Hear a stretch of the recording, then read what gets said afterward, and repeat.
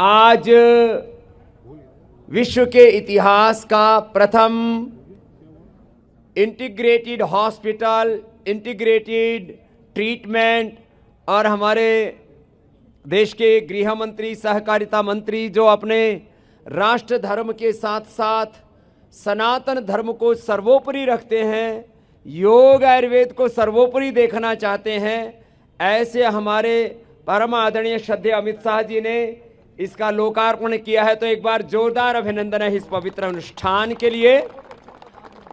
कह रहे थे कि ये एक हाइब्रिड हॉस्पिटल हो गया है, वर्ल्ड का पहला, जहां पर 90 से 99% रोगों को हम योग, आयुर्वेद, नेचुरोपैथी, पंचकर्मा, षटकर्मा, पंचमहाभूत चिकित्सा से, मेडिकेटेड वाटर, फूड, फास्टिंग, उपवास, उपासना के जो हमारे तौर तरीके थे, सिरोधारा से लेके अक्षितर्पण, कर्णपूर्ण, नस्य, अभ्यंग, बस्ती, इन सारी प्रक्रियाओं से शरीर का शुद्धिकरण और जिन कारणों से बीमारी होती है, stress, inflammation is the main cause of all diseases, कैसे डिस्ट्रेस किया जाए, कैसे बॉडी के सारे इन्फ्लेमेशन को अंदर से धोया जाए। जैसे बाहर हम झाड़ू लगा करके सफाई करते हैं तो पूरे शरीर के अंदर की शुद्धि शंख प्रक्षालन से होती है, कोलोन थेरापी से होती है, और 100 से ज़्यादा प्रकार की तो हम बस्ती करवाते हैं, और बस्ती की जो मस्ती है वो तो दुनिया में कहीं नहीं है। ये आयुर्वेद वाले को पता है बस्ती की मस्ती क्या होती है। बाकी तो लोग तो बस्ती समझते हैं गांव बस्ती को, लेकिन यहाँ तो पीछे से बस्ती निकलती है। बड़ा खतरनाक मामला है। और आज ये जो पतंजलि का emergency and critical care hospital है, इसके निर्माण में जिनकी दृष्टि रही है, हमारे श्री सुनील आहूजा जी, इन्होंने 50 से अधिक ऐसे बड़े क्रिटिकल केयर के हॉस्पिटल बनाए। एक बार इनका भी जोरदार अभिनंदन है। हमारे सारे सीनियर डॉक्टर्स भी अंदर से थोड़ा बाहर आ जाएंगे क्योंकि आज हमने भर्ती थोड़ी सी रखी हुई है। और आज हमारे एम्स के भी प्रोफेसर डॉक्टर वीना जी से लेकर के और हमारे जो एम्स के निदेशक हैं ऋषिकेश के, आपकी जानकारी के लिए ये बहुत बड़ी बात बता रहा हूं, देश के 10 एम्स माने ऋषिकेश से लेकर के, दिल्ली से लेकर के, गुवाहाटी से लेकर के और जम्मू कश्मीर से लेकर के और भोपाल से लेकर के 10 एम्स में तो हम ज्वाइंट रिसर्च कर रहे हैं। और ऑस्ट्रेलिया, यूरोप और अमेरिका सहित पूरी दुनिया के 25 बड़े मेडिकल इंस्टीट्यूशंस के साथ में मिलकर के वैश्विक स्तर का रिसर्च पतंजलि कर रहा है। इसके लिए जोरदार अभिनंदन होना चाहिए। मानी cell and trial, animal trial, human trial, drug discovery का जो पूरा एक साइंटिफिक मेथड है, हमारे पास में 100 करोड़ से ज्यादा लोगों के रियल वर्ल्ड एविडेंस है। 100 करोड़ से, आचार्य जी अब एक अगली बात तो सुनो, 100 करोड़ से ज्यादा लोगों के रियल एविडेंस इस अर्थ में है कि इस देश के 100 करोड़ से ज्यादा लोग अपने घरों में योग करते हैं, आयुर्वेद को फॉलो करते हैं, आंवला, एलोवेरा, गिलोय पीते हैं, वो भूमि आंवला, पुनर्नवा, मकोई पीते हैं, आस पड़ोस की जड़ी बूटियों का उपयोग करते हैं। जैसे आयुर्वेद में कहा, यस रोगस्य यदौषधम तज्जम, जो जिस देश में, यस्य देशस्य यो यद भेषजम तज्जम तस्य औषधम हितम। तो ये जो जिस रोग की औषध होती है वो उसी स्थान पर पाई जाती है। पूरे देश के 100 करोड़ से ज्यादा लोग अपने घरों में फॉलो करते हैं। हर घर, गांव, गली, शहर, मोहल्ला आज योग, आयुर्वेद और जो घरेलू उपचार जिसको हम होम रेमेडी बोलते हैं, उसका आज प्रत्यक्ष प्रमाण है। इसको बोलते हैं रियल वर्ल्ड एविडेंस। हमारे पास में क्लिनिकल एविडेंसेस हैं, क्लिनिकल डेटा 1 करोड़ 38 लाख लोगों का तो हमारे पास में EMR माने जो पेशेंट के पूरा प्रॉपर डेटा है, कंप्यूटराइज्ड डेटा है पूरा। और हमने पूरी दुनिया में जिन रोगों का साध्य माना जाता है, liver failure, kidney failure, heart failure, ejection fraction कम हो गया, पेसमेकर लगाने की यहाँ व्यवस्था है, लेकिन पेसमेकर हम उन्हीं को लगाएंगे जो अपने आप को रिकवर नहीं कर पा रहे हैं। हमारी कोशिश होती है हृदयामृत, कार्डियोग्रेड, अर्जुन की छाल, दालचीनी, लौकी का जूस पिला करके 25-30 जिनका इजेक्शन फ्रैक्शन पहुंच गया उनको 60 कर देते हैं। हमने यहां फैसिलिटी क्रिएट की है एंजियोप्लास्टी की, बाईपास सर्जरी की, पेसमेकर की, लेकिन हमारी कोशिश होगी 90 से 99% लोगों को पेसमेकर ना लगाना पड़े, उनको बाईपास ना करानी पड़े, उनको एंजियोप्लास्टी ना करानी पड़े, क्योंकि 5 साल बाद फिर एंजियोप्लास्टी। एक भाई मेरे पास आया, बोले बाबा जी मेरे 20 स्टंट पड़े हुए हैं। डॉक्टर मीना समझने जैसी बात, 20 स्टंट पड़े हुए। मैंने कहा कैसे?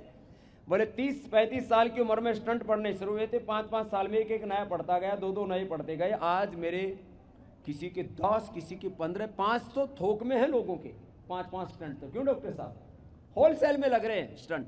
लेकिन हमारी कोशिश है कि स्टंट कम से कम लगाए जाए, हमारी कोशिश है बाईपास कम से कम लोगों का किया जाए, उसको नेचुरली हार्ट ब्लॉकेज को रिवर्स किया जाए। हमारी कोशिश है लोगों को डायबिटीज के लिए, बीपी के लिए, थायराइड के लिए सिंथेटिक दवा, इंसुलिन आदि पर जो उसकी डिपेंडेंसी उसको घटाया जाए, और हमने किया है। हमने लिवर डिजीज, किडनी डिजीज को रिवर्स किया है। उसके पूरे के पूरे साइंटिफिक मॉड्यूल्स, उसके पूरे क्लिनिकल डाटाज हमारे पास में है कि फैटी लिवर ग्रेड 1, 2, 3, 4 और लिवर सिरोसिस, हेपेटाइटिस और लिवर कैंसर जैसे प्रॉब्लम्स को हमने रिवर्स किया है। तो अब जो लोग ये कहते थे कि स्वामी रामदेव और पतंजलि, पूज्य आचार्य भाषण जी ये तो एलोपैथी के विरोधी हैं, हम एलोपैथी के विरोधी नहीं, एलोपैथी से भी हमारी सिंपैथी है, लेकिन कब? जब नितांत आवश्यकता हो तब। हम गैर जरूरी दवा, गैर जरूरी ऑपरेशन, गैर जरूरी टेस्टिंग जितनी जरूरी है उतना करना ही चाहिए। इसलिए हमने लीवर प्रॉब्लम्स को रिवर्स किया। किडनी में क्रिएटिनिन लेवल बढ़ने के बाद तो लोग कहते थे पहले डायलिसिस, यहाँ डायलिसिस की भी व्यवस्था है, लेकिन हमारी कोशिश होगी डायलिसिस को टाला जाए। हमने 8, 10, 12, 14, 16 तक जिनका क्रिएटिनिन पहुंच गया था उनका भी हमने रिवर्स किया है। किडनी का प्रॉब्लम, यहाँ डायलिसिस की व्यवस्था है, और घुटने चेंज करने की भी व्यवस्था है, कमर रीढ़ की हड्डी के 33 के 33 वर्टिब्राज के ऑपरेशन की भी व्यवस्था है, ब्रेन सर्जरी की भी व्यवस्था है। लेकिन पहले अनुलोम विलोम करा करके, मेधावटी, मेमोरिगेट, ओमेगा दे करके, यज्ञ चिकित्सा दे करके, मेधाइष्टि से, ब्राह्मी, शंखपुष्पी से, ज्योतिषमती से हवन कराते हैं। वो नैनो पार्टिकल्स, पहले नैनो मेडिसिन की बात होती थी, अब तो पीको मेडिसिन की बात हो रही है, माने नैनो मेडिसिन से भी और ज़्यादा सूक्ष्म। अब लोग सोचते थे पहले कि ये घी और सामग्री, औषधियाँ, वनस्पतियाँ अग्नि में डाल करके फूक रहे हैं, फूक नहीं रहे। वो आयुर्वेदेषु यत् प्रोक्तम यस्य रोगस्य भेषजम तस्य रोगस्य शांत्यर्थम तेन तेन एव होमयेत, यज्ञ चिकित्सा भी कर रहे हैं हम। तो मस्तिष्क की, ब्रेन की सर्जरी की, स्पाइन की सर्जरी की, घुटनों की सर्जरी की यहाँ व्यवस्था है, लेकिन हम उसको भी अवॉइड करेंगे। जिनकी ज़रूरत है उनको भी बहुत नॉमिनल प्राइस में, और जो अत्यंत गरीब लोग हैं उनको सरकार ने भी काफ़ी व्यवस्था कर दी है आयुष्मान जो कार्ड के माध्यम से। तो जो आयुष्मान के अंतर्गत आएंगे उनके आयुष्मान के अंतर्गत करवा देंगे, जो उसको भी उसके भी अंतर्गत नहीं आते और बहुत बेबस लाचार हैं, किसी कारण से उस श्रेणी में नहीं आ रहे हैं, उनकी भी चिकित्सा करवा देंगे असमर्थों की। और जो समर्थ हैं उनसे बहुत ही नॉमिनल चार्ज के ऊपर एक बहुत बड़ी व्यवस्था खड़ी हुई है। ये वर्ल्ड का पहला ऐसा हॉस्पिटल है, hybrid hospital, integrated system, integrated treatment, integrated medication, उसके माध्यम से उपचार होगा। तो हमने एक बड़े विजन के तहत अभी ये हॉस्पिटल यहाँ खोला है। आगे इसका विस्तार दिल्ली से लेकर के, देश से लेकर के पूरी दुनिया में ये जो इंटीग्रेटेड ट्रीटमेंट की, होलिस्टिक ट्रीटमेंट की बात हो रही है, उसका आज एक नए युग का आरंभ हो रहा है। तो आज का ये अवसर ऐतिहासिक है और चिकित्सा के क्षेत्र में यह एक अभिनव कीर्तिमान है, आने वाली पीढ़ियां प्रेरणा लेंगी। और अंतिम बात कह के मैं पूज्य आचार्य वार्षण जी को आमंत्रित करूंगा। हमारा सपना है पूरी दुनिया के लोग वेलनेस के लिए, केवल पतंजलि वेलनेस नहीं, पूरे भारत में आए, पूरी दुनिया का हेल्थ डेस्टिनेशन भारत बने, ये हमारा सपना है। पूरी दुनिया के लोग स्वास्थ्य के लिए भारत आए, पूरी दुनिया के लोग योग के लिए भारत आए, आयुर्वेद के लिए भारत आए, पंचकर्मा षटकर्मा के लिए भारत आए, पूरी दुनिया के लोग एजुकेशन के लिए भारत में आए। और इसलिए हमारे देश के गृह मंत्री पतंजलि गुरुकुलम, आचार्य कुलम और ये सारा पतंजलि विश्वविद्यालय, भारतीय शिक्षा बोर्ड की जो पूरी संकल्पना है, जैसे आज से हजारों साल पहले, लाखों साल पहले महर्षि मनु ने कहा था, एतद् देश प्रसूतस्य सकाशादग्र जन्मनः स्वं स्वं चरित्रम शिक्षेण पृथिव्याम सर्वमानवाः। हम वो दिन देखेंगे जब पहले हजारों, फिर लाखों और करोड़ों लोग आकर के भारत से शिक्षा लेंगे, भारत से चिकित्सा लेंगे, शिक्षा की, चिकित्सा की दिशा और एक स्वस्थ जीवन पद्धति की दिशा भारत से दुनिया प्राप्त करेगी। ऐसा भारत हम देखना चाहते हैं।